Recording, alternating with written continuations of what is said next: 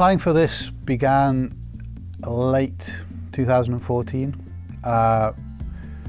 We'd had an idea to do something similar that we'd done with the Scottish referendum with apps and iPads, but we got our demo LiVU unit in our hands, and seeing the size and compactness of this unit, we had an idea. Well, you know, what if we could use these? Then we could use a proper camera. We could get good audio. We had conversations with LiveU.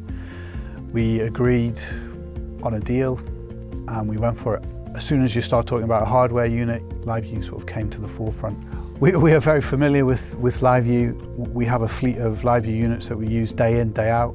About 18 months ago, we signed a new deal to switch to the new LE500 models, and we use those in pretty much all our international bureaus, as well as in the UK. The LE400 worked a treat because it has 4 SIMs, 4 modems, and we were able to use 1 SIM from each of the main providers in the UK. The reason we built a special studio was primarily so that we could see 150 video sources.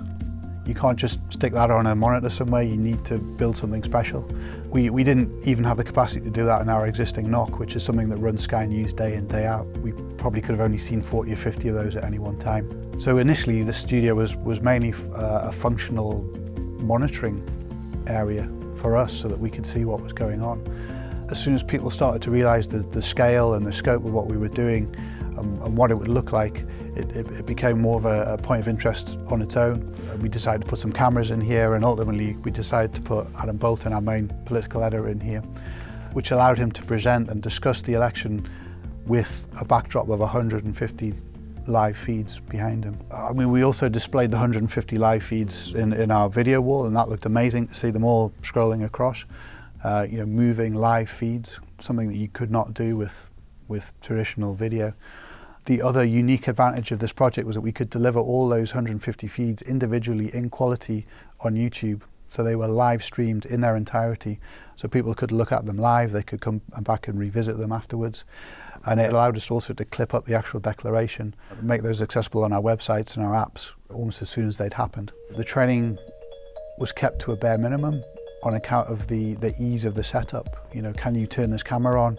Can you press the on button on a LiveU? It was very straightforward. LiveU Central was very important certainly to the night. We used it in a manner that was perhaps different to its normal purpose. We named all the units so we could see that any kits that weren't online, and we could tell, you know, we knew immediately who was there and how we got in touch with them. We were able to create groups of 15 or 30 so that they were only looking at the units that concerned them. So it corresponded with their multi-view of 15 that they were focusing on. Later on, we even created a declared group so that units that we knew were offline because the count had declared and they were finished, we could move them out of the way, and they weren't, you know, we weren't trying to ring people that had already gone home. From a technical point of view, it gave us visibility of those units, so we could see, were they online, were they not online, was there a camera connected? We could see the modems, we could see the Ethernet ports, we could see what kind of connectivity that they had. I think the LiveU support was important in 2 areas. There was the development of the solution. This was a ground-up solution, and they absolutely had to be involved in that. It's not something we could have done on our own. And then support on the night was also important. We're a team of 2 people, so just to have our partners from Garland and also a couple of the guys, Amir and Moshi from LiveU, was extremely helpful.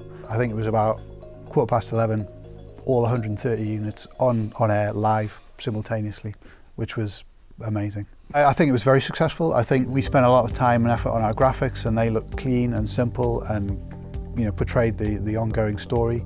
We had this added unique selling point of more live sources than any of our competitors that we could dip into.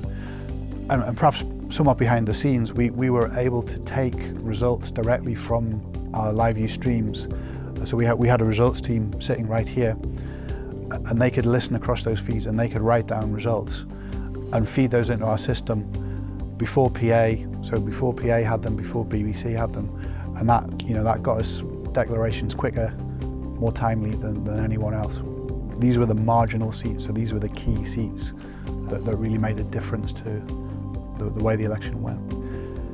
We're very happy. I think it was an audacious project, and there were a number of wild cards, a large number of locations, a relatively small team to pull it all together. It was a lot of hard work, but it was extremely satisfying to see all those live feeds up and running, and to see them being used full frame in the programme as the programme progressed across the night.